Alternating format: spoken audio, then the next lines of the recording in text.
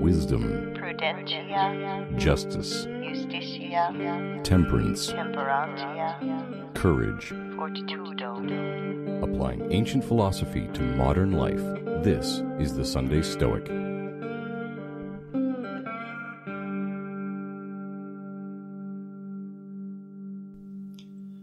How do we live a good life? What's the point? What are the things I can do right now and build into my daily habits that give me the best odds of living a useful life, a fulfilling life, and hopefully a happy life?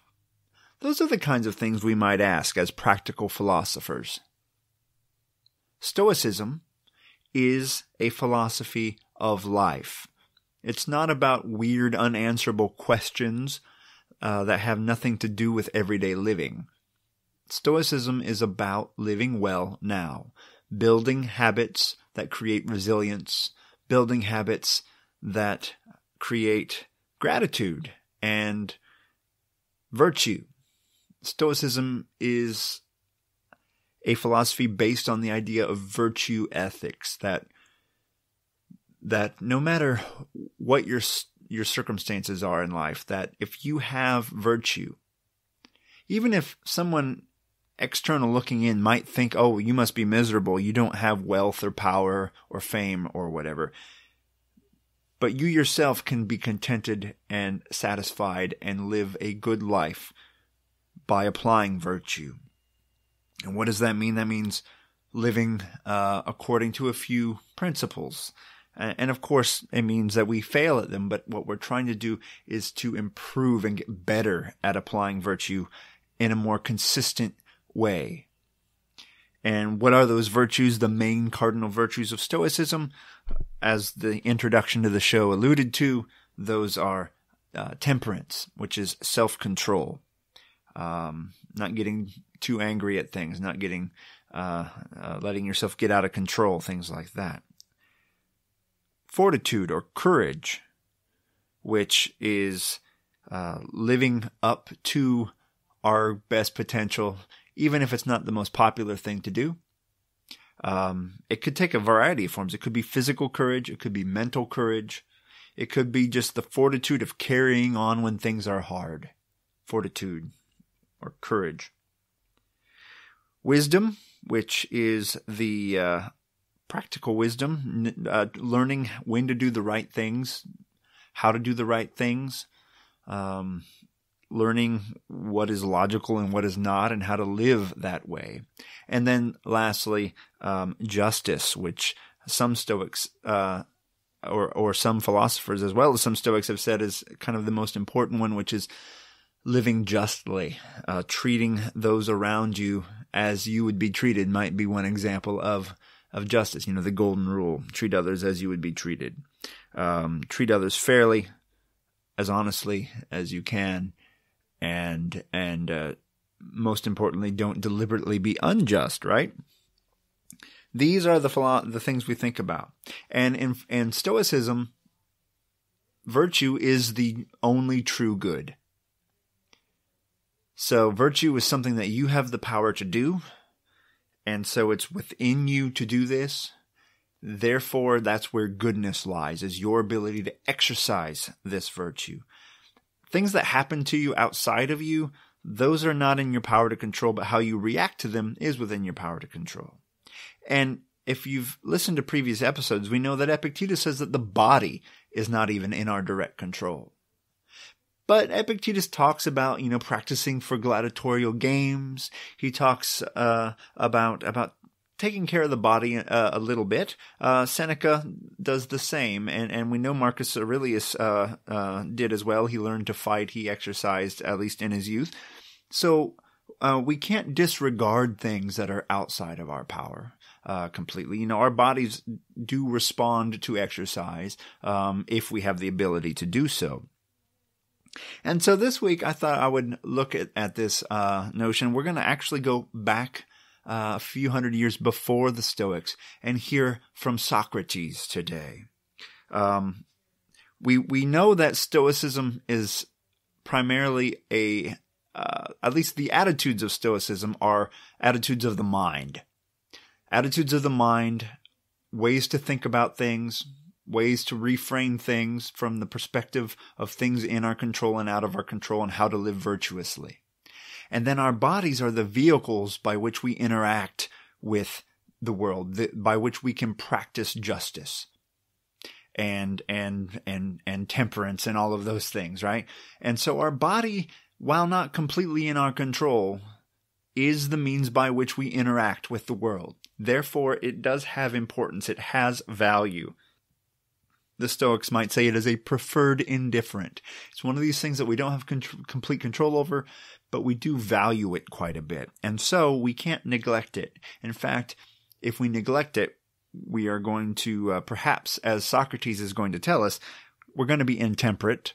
We're going to then perhaps lose courage if we're not fit. We're going to be more likely to run from danger rather than to do our duty.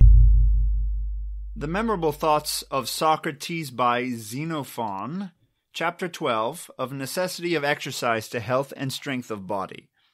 Among others who frequented Socrates, there was a young man whose name was Epigenes, and who was very awkward in his person and behavior, and had contracted an ill habit of body, having never learnt to use any exercise. Socrates reproached him for it, and told him that it was unworthy of any man to be so negligent of himself. Epigenes slightly answered that he was under no obligation to do better. "You are no less obligated to it," replied Socrates, "than they who train themselves up for the Olympic games. For do you believe that to fight for one's life against the enemies of the Republic, which you are all obliged to do when the Athenians please to command us, is a less important occasion than to contend with antagonists for a prize?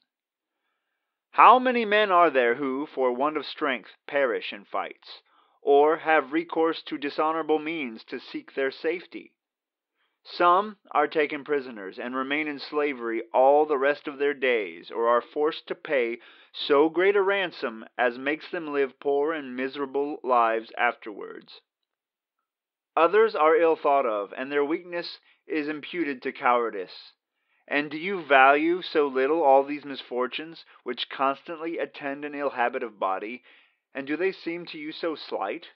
In my opinion, there are no fatigues in the exercises but what are more easy and more agreeable.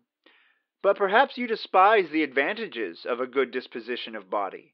Nevertheless, they are considerable, for men in that condition enjoy a perfect health. They are robust and active, and they come off from combats with honor. They escape from danger. They succor their friends. They render great services to their country. For these reasons they are well received wherever they come. They are in good reputation with all men. They attain the highest offices. They live the more honorably and the more at ease, and they leave their posterity the most noble examples. If, therefore, you do not practice the military exercises in public, you ought not to neglect the doing so in private, but to apply yourself to them all with possible diligence.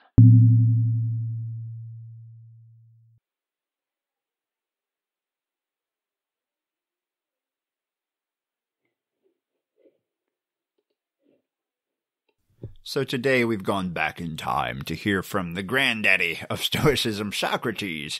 And Socrates is saying here that it is your duty to be physically fit. And of course, at this time, in Athens, everyone was potentially in the military.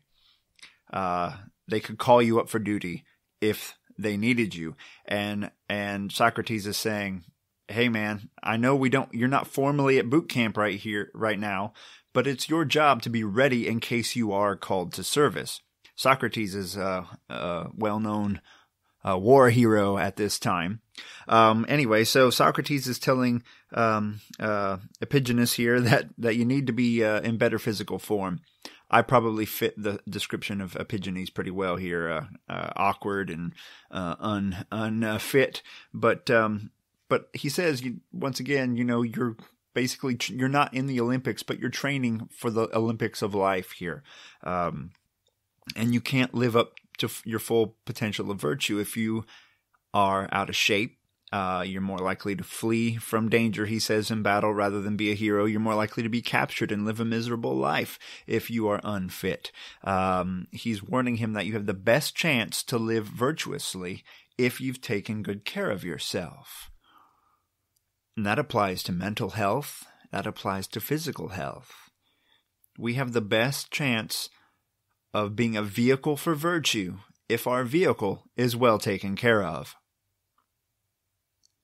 So, we might have to think about what we eat, how much we work out, how much TV we watch, how much we're on the internet doing nothing. We may want to think about this. Pretend that you could be called to battle at any time. It doesn't have to be real battle. It could be the battle against heart disease, right? The battle of life. You could be near a disaster and you might have to run up and save somebody. But if you're not fit enough, you won't be able to.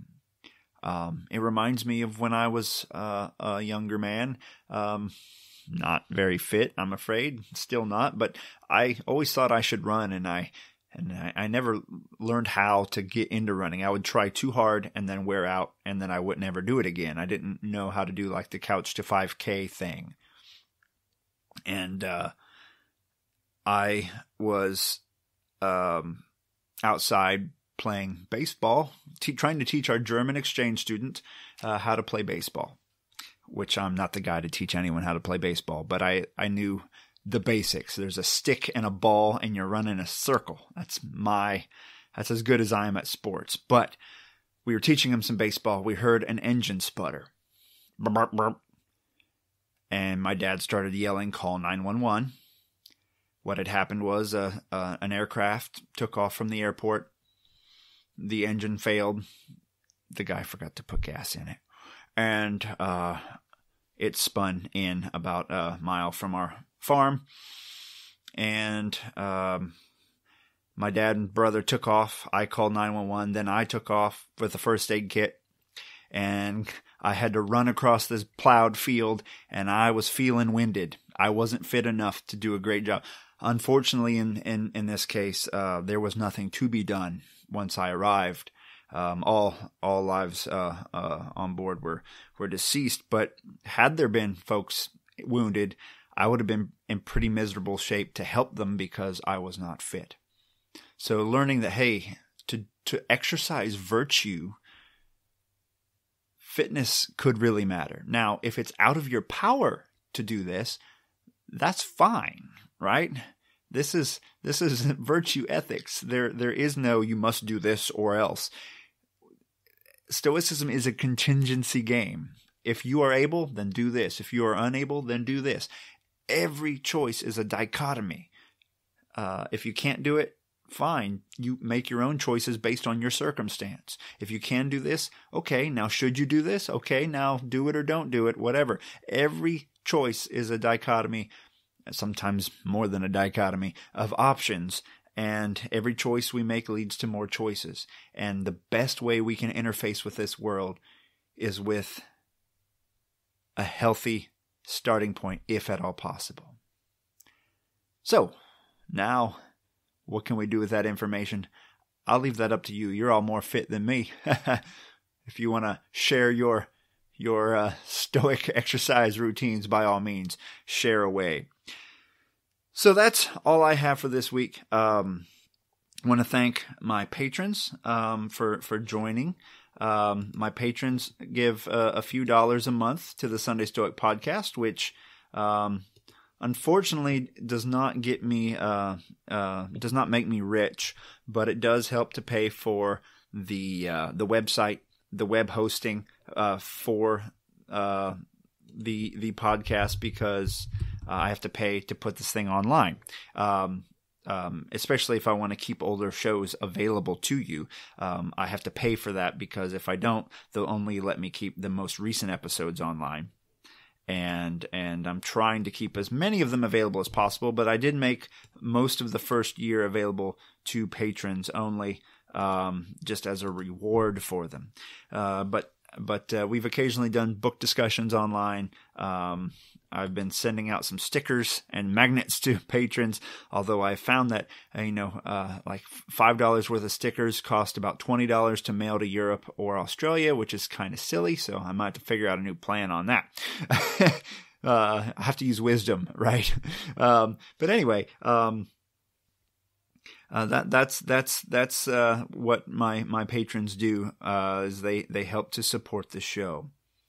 And I have a long list of patrons. In fact, I have a couple of new patrons that I should shout out to here. This is the live radio portion of the show, where I'm just going to Google and look and not edit this out, because why not? I mean, when we listen to live radio, people look things up, right? I've always wanted to do kind of a late night Sunday Stoic radio show. Oh, Dwight just joined as a $10 a month patron. Wow, Dwight, thank you. I appreciate that. That'll really, really help the show out. And should this microphone crap out, I can afford another one then. So you can join by going to patreon.com/SundayStoic. So all that's possible thanks to the patrons. Thank you so much. Thank you, those of you who listen to the podcast on YouTube and make comments. But one thing you can really do to really help the show without spending a dime is to go to iTunes or whatever platform you listen to this podcast on. Give it hopefully a 4 or 5, whatever the full star review is, 5-star review, and just say what Stoicism means to you, what this podcast helps you to do, and share it, and that will help to encourage others to join. It'll push it up in the rankings and let others find it. Okay? But anyway, going back to the idea of the Sunday Stoic late night live radio.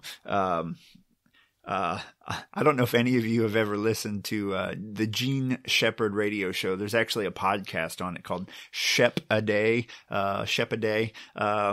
He was a DJ in New York. He's the narrator of the movie The Christmas Story and a writer of that movie. You may have seen that one. But he just is able to just ramble on about all kinds of things and tell stories that are only about 5% true. I find it very entertaining. I wish I could pull that off on a podcast episode. Anyway, speaking of other podcasts, I was excited to know that the podcast that got me interested in podcasts is sort of back again. Has nothing to do with philosophy. In fact, it has to do with all kinds of things. It's called Hometown Tales. Hometown Tales is a podcast that was out way back in the early 2000s when I started listening to podcasts. And what they would do is they would just pick a town, or people would write in from different towns and tell them the ghost stories from their town, or the weird history of their town, strange tales from their town. It was just kind of fun. And they had kind of gone away for a while, but they've put out a few new episodes. So a shout out to Gene and Brian at Hometown Tales. It's cool to have that show back on. That's one of the first shows that got me listening to podcasts, and then to actually try out podcasting myself. Anyway, this has been the Sunday Stoic. Email me, sundaystoic@gmail.com, and stay in touch. Seize the day and carpe diem. Thank you for listening to the Sunday Stoic. If you enjoyed the show, please subscribe, rate, and review the Sunday Stoic on iTunes. Become a member of the Sunday Stoic team, earn rewards, and be an integral part of the show by becoming a patron at www.patreon.com/SundayStoic. Contact the show by emailing sundaystoic@gmail.com. To find out more, visit www.sundaystoicpodcast.com. And as Steve always says, carpe diem.